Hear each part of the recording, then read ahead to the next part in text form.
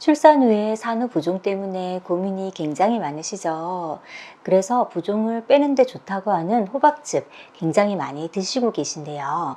이 호박즙 출산 후 어느 정도 시기에 복용하는 것이 조금 더 안전한지, 그 다음 호박즙이 정말로 출산 후 산후 부종을 제거하는 데 도움이 되는지, 이 부분에 대해서 오늘은 알아보도록 하겠습니다. 안녕하세요. 김민혜 원장입니다. 출산하고 체중 증가와 산후 부종 참 구분하기가 어려운데요. 특히 우리 임신 준비 기간에 이미 체중이 찌셨던 분들은 임신 중에 체중 증가가 많아져서 사실 굉장히 체중이 많이 늘어나신 분들도 많으십니다. 임신 직전 기준으로 임신 막달까지 적절한 체중 증가는 12kg에서 15kg 정도가 되는데요. 이 중에서 8에서 10kg 정도가 아기 무게 더하기 양수의 무게 이렇게 보기 때문에 산후 부종으로 빠져야 되는 체중의 감소량은 8에서 10kg 정도라고 할 수가 있습니다. 그런데 이 8에서 10kg 정도가 꽤 빨리 빠지시는 분들은 출산하고 한 2주 정도에도 빠지시는 분들이 있는 반면에 어떤 분들은 출산하고 한 3kg, 4kg 아기 무게 빠졌다가 다시 도로 쪘어요. 이렇게 하시는 분들도 계시고 8에서 10kg 정도는 빨리 빠졌지만 워낙 그 전에 체중 증가가 많아서 그 뒤에 체중도 엄청 남았어요. 이런 분들도 계시거든요. 그렇기 때문에 이 호박즙 굉장히 관심도가 높은 음식 중에 하나가 되어가고 있습니다. 특히 산후에서는요. 출산 후의 호박즙, 이 호박은 이뇨작용이 굉장히 많은 음식 중에 하나입니다. 거기에 비해서 칼로리는 굉장히 작기 때문에 다이어트 음식으로는 이보다 좋은 음식이 없다 할 정도로 효과적인데요. 하지만 이 이뇨작용 때문에 출산 직후 산모들은 섭취하시는 것을 조금 주의하셔야 합니다.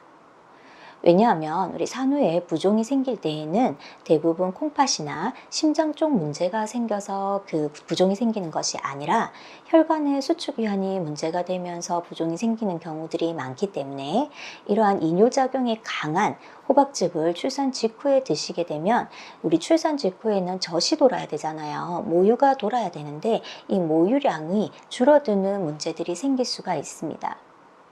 출산 직후에 산후 부종이 잘 안 빠지는 가장 대표적인 문제들이 모유량을 늘리기 위해서 산모들이 고단백 시기, 고열량 시기를 하시거든요.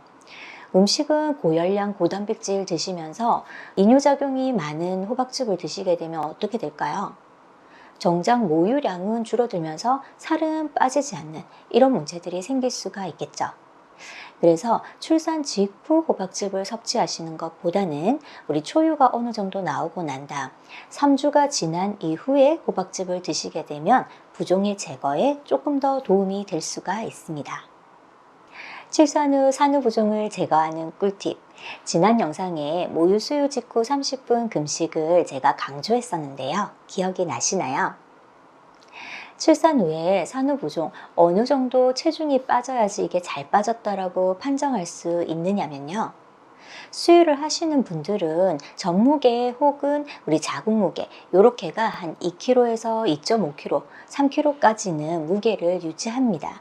그렇기 때문에 수유 중이신 분들이라면 임신 전 체중에서 2, 3kg 정도 남았다면 산후 부종이 충분히 빠졌다라고 할 수가 있고요.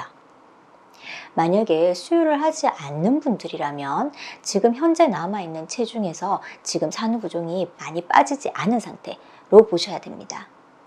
출산 후에 6개월이 지났는데 임신 전 체중으로 돌아가기 전까지 체중이 상당히 많이 남아있는 분들이라면 출산 후 6개월이 지나서부터는 체중 감량을 어느 정도는 해주실 필요가 있으세요.